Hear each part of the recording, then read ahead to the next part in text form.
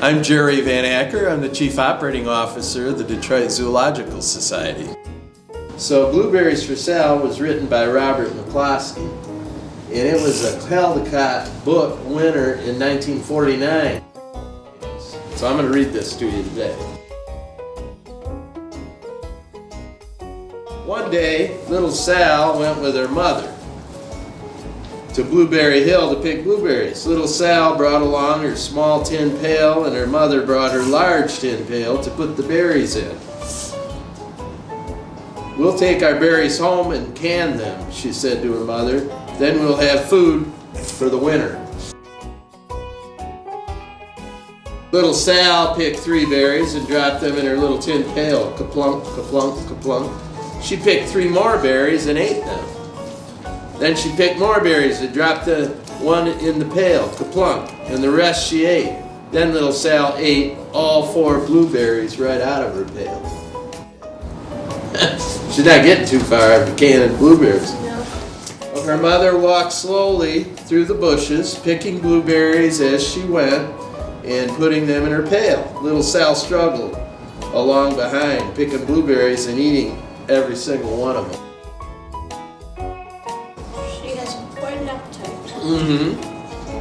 Little Sal hurried ahead and dropped a blueberry in her mother's pail.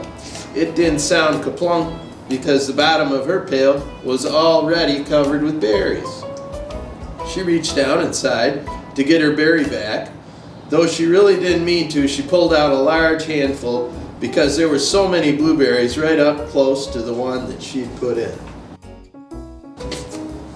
Her mother stopped picking and said, "Now, Sal, you run along and pick your own berries. Mother wants to take her berries home and can them for next winter."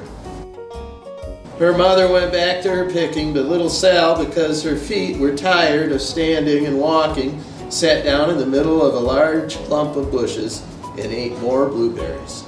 She's gonna end up with a tummy ache, huh? Oh wow, look at this. On the other side of Blueberry Hill, Little Bear came with his mother to eat blueberries.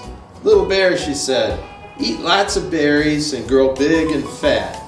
We must store up food for the long, cold winter." The bears got a good idea there, don't they? Little Bear followed behind his mother as she walked slowly through the bushes eating berries. Little Bear stopped now and then to eat berries. Then he had to hustle along to catch up to his mom.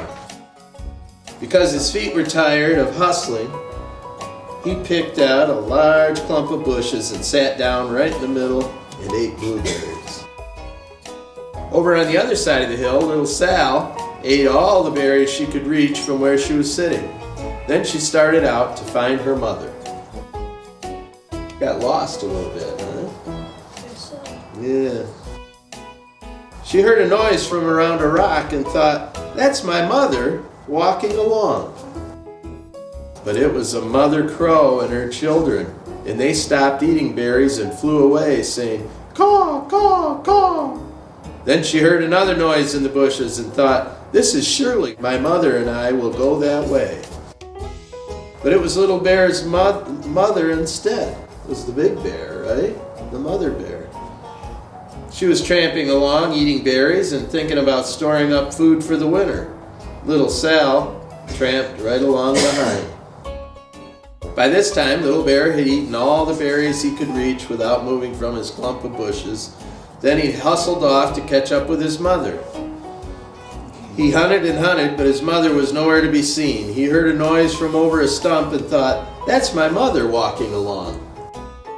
But it was a mother partridge and her children. They stopped eating berries and hurried away. Then he heard a noise in the bushes and thought, "This is surely my mother. I will hustle that way." But it was little Sal's mother instead. It was the human mother, right? She was walking along, picking berries and thinking about canning them for next winter. Little Bear hustled right along behind. But how do they not know it? Because they were so busy picking the berries, they just heard the noise and figured, "Oh, that's little Sal," right? Little Bear and little Sal's mother and little Sal and little Bear's mother were all mixed up with each other. among the blueberries on Blueberry Hill. Little Bear's mother heard Sal walking along behind and thought it was Little Bear. And she said, "Little Bear, munch, munch, eat all you can possibly hold." Little Sal said nothing. She picked 3 berries and dropped them kerplunk, kerplunk, kerplunk in her small tin pail. Little Bear's mother turned around to see what on earth could make a noise like kerplunk. "Grump," she cried, choking on a mouthful of berries. "This not my child. Where's Little Bear?" She took one good look and backed away. She was old enough to be shy of people, even a very small person like Little Sal. Then she turned around and walked off very fast to hunt for Little Bear. It's a good thing that's all she did, huh? Little Sal's mother heard Little Bear tramping along behind and thought it was Little Sal. She kept right on picking and thinking about canning blueberries for next winter.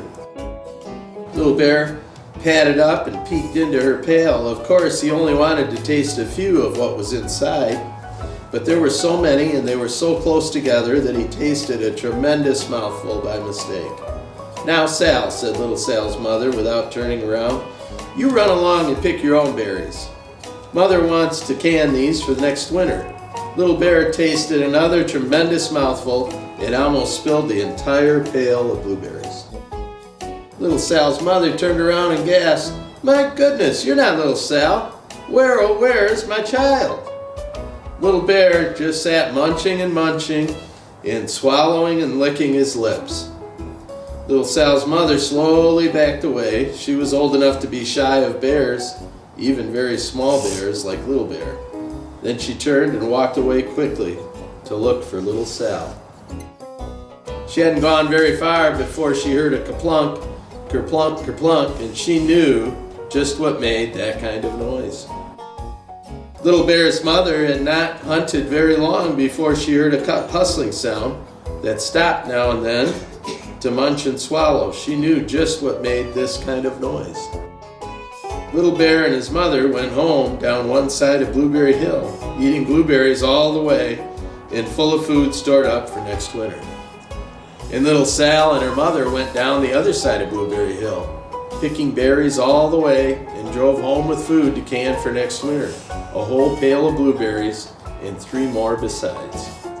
And that's the end.